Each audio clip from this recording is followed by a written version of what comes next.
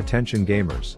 If I were to describe League of Legends to someone who hasn't played, I would say it's an anger-inducing simulator that microdoses dopamine to its players in just the perfect amount to keep them addicted, while delivering systems that slowly drive a player from being a happy optimistic person into an insufferable sack of shit, always on the verge of mental booming, as they then spread this piss-ridden pessimism onto new happy players while breeding an increasingly toxic, increasingly degenerate population of chronically online crybabies that don't touch grass and spam W in the chat of childbirths being live streamed.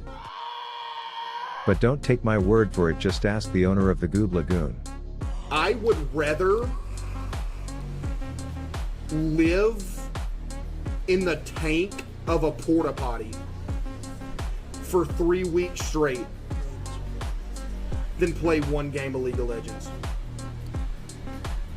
That's how bad I hate that game. So today I figured I would get all Dr. Fauci in this bitch by looking at 3 back-to-back-to-back games that I have had to show that the probability of this pandemic affecting at least one player on your team is reaching record-breaking highs, while selling out for today's very generous sponsor, who has earned their right to be talked about by not telling me to kill myself, which is basically where the bar has been set by League players at this point.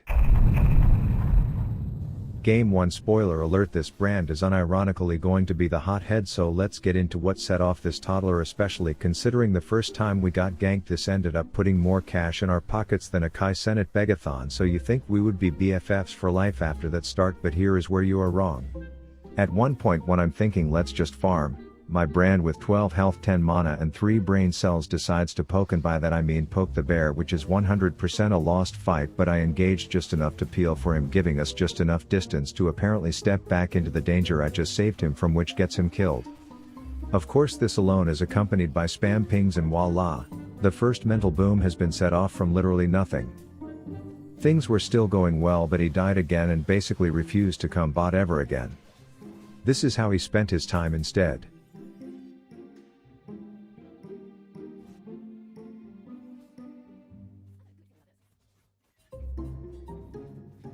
I was 3-0, but of course egomaniac dipshit over here wanted to squash this snowball before it got rolling, so I basically had to clench my butt cheeks behind tower and watch this Fayne catch up, all while my brand would rather path mid and die solo, while then flaming my Lysandra for his own ineptitude. They got first tower and dragon because I was basically a ginger stepchild, aka neglected from a young age down here, and watching him soft int by not using any abilities was slightly infuriating, as he repetitively fed while my teammates didn't understand he was doing it on purpose. Time after time he just ran at enemies until he died, while I got to watch their Gosu flourish under the caressing tits of a real support after having gotten diffed in lane. I was still doing my best, but in the end it was a 4v5 with a 12 death inting brand who literally mental boomed over nothing, and it's times like this that I would rather be playing literally anything else but League. For example, a little palate cleanser on a game that I'm not reliant on my teammates for my own success. A game where I can build a roster of champions that I get in a variety of ways, like through summoning shards, each one with unique abilities and auras that can be theory crafted for days to create millions of unique team comps. A game where I can collect gear and power-ups to enhance my troops so they can be strong enough to take on the campaign and dungeons or even arena PvP combat. A game where I can set up systems in my base to actually progress my account when I'm not even playing. For those of you League of Legends players that like to turn off your brain and just sit in a lane, it allows you to turn on autoplay 2 times speed, transforming it into a speed-running strategy game where it's all about the rosters you've selected for the specific challenges ahead. People on the internet who just regurgitate trash opinions of others like to hate on this game, so to anyone that hates, my first question is, have you tried it yourself before forming that opinion? Because the depth and the progression leaves this game feeling like something I have slowly built up over the years and actually enjoy knowing I can build on top of the past, unlike League where I can be left in a worse spot after hours of gameplay. But refreshed from a raid break and admittedly addicted to this piss pit, I went back and queued up again. This one started off strong for me, like most do.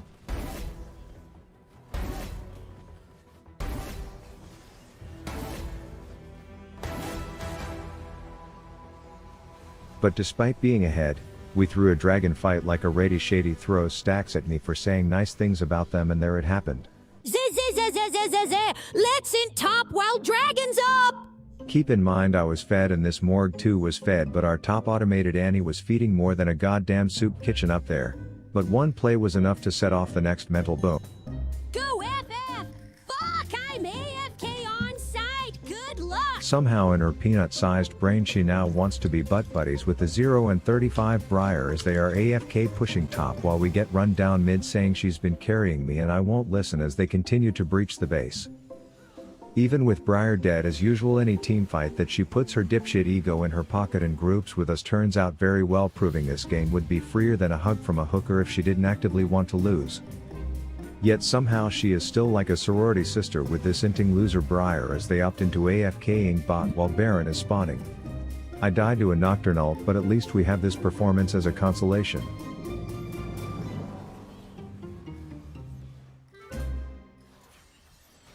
With Elder up while our Briar has downs, I position in a way where I do the only thing I can.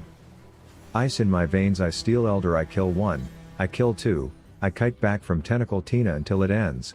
I get hit by a missed skill shot courtesy of Riot's fantastic code only to receive this review of my gameplay. You're all dog shit, just FF, so you can derank as fast as possible! And once again I can't even survive 45 minutes on this game without feeling like this. People used to make me so mad in League of Legends, I would send them my address in the game chat and tell them to come to my house. That's how, dude, the people in that game, oh my goodness, bro. Those are some of the most despicable people breathing. It's stale as it feels like every game this kind of behavior is nothing new. But I know where I can find new, and that's in Raid Shadow Legends.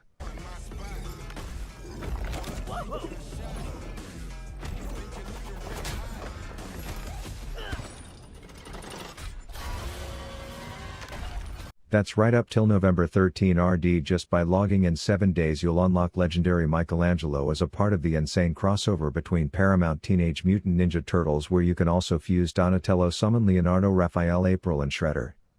Not to mention you can challenge Shredder in an event dungeon to earn the exclusive Chronophase gear set. There's quite literally always new stuff coming to this game, like how the Ultimate Death Knight is back and free for any new player with promo code UDKING. The dank champ that takes all the hits for your team. Wouldn't that be nice? Heals himself by watching enemies heal, shields and heals your whole team. Has CC and debuffs and can fit into any roster. Get him now while he's here.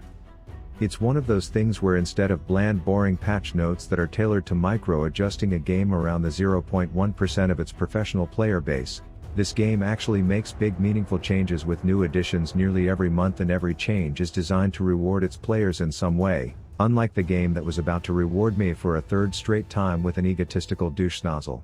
The last game I played that day, and I know a lot of comments say I sound depressed because of this TTS, so I will include some of my voice comms to show that I truly am making the best of what's left of this piss pit skeleton of a game community it used to be. This gets off to a good start when I go hoppy ho I'm tap dat do combo and things are good, but then to show you my level of map awareness, here was the game plan in the next one. 3, 2, 1, go! Oh, we're getting ganked. Yeah, we're getting ganked. Ripperino in the chat if you feel me, sorry to my support, but then we got a counter gank and you can tell I wanted to participate in its fullest, but the Red Robe Academy had other plans. As you can see, I was forced to barrier just to spectate from afar, but if you guessed this would trigger the biggest mental boom of the three, then ding ding ding, you were correct. We then made up for it by getting me fed. Malphite's here, he does not have ult. He does not have ult. He does have ult? Okay. Does not.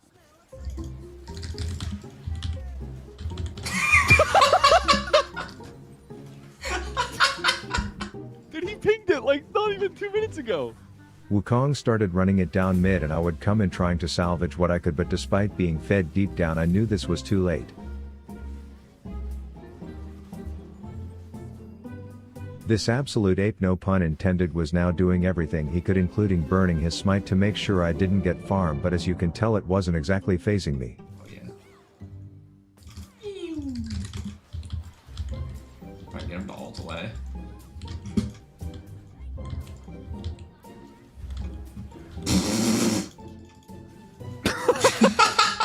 He was now actively avoiding objectives on the map, wasting everyone's time including his own, while I was wondering how free this game would be, granted how fed I was, yet I was still getting spam pinged by this loser. We were doing what we could to contest dragons, but Wukong remained up in bumfuck Kalamazoo to apparently prove a point. Anyways, there's only so much you can do in this situation as a 4v5 starts to look hopeless. Like, I'm not sure how egos have gotten this fragile, but this is the state of the game.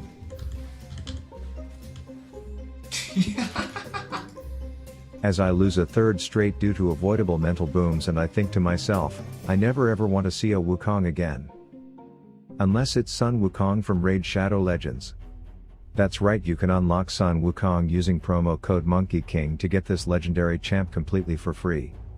And this is just one of the free legendary champs you can choose from as a new player with promo codes. Code Get Alice unlocks Alice the Wanderer, an attack-based DPS that does insane damage and fits the nostalgic theme of Alice's adventures in Wonderland. Code Tree Hugger gets you Green Warden Ruark from the Sylvan Watchers, one of the most unique factions in my opinion. Desert Queen unlocks Tuhanarok, which is from the Barbarians. Oh so sexy and strong, a race that's almost a must-have for certain clan bosses and dungeons. And lastly, Tholan Foulbeard with code Demon Slayer, who is basically Olaf gone wild in this game. Then finally, anyone who uses my link or QR code to try it today will get an epic ultimate Galek from the Orcs, who reduces your turn meter, aka makes any comp stronger. And then if you get to level 15, they will throw in another epic Fayne, who is considered by many players to be better than some legendaries. Lastly, remember, if you are fast enough, you can still log in for 7 days to unlock Michelangelo from the Teenage Mutant Ninja Collab 2. So if you are in need of a break from battling against the pandemic of the League community, now is the best time to give this palette cleanser a try when you are in the middle of your game. So thank Raid for sponsoring me once again, and let me know which teammate would have pissed you off the most, Brand, Morgana, or Wukong. Rav out.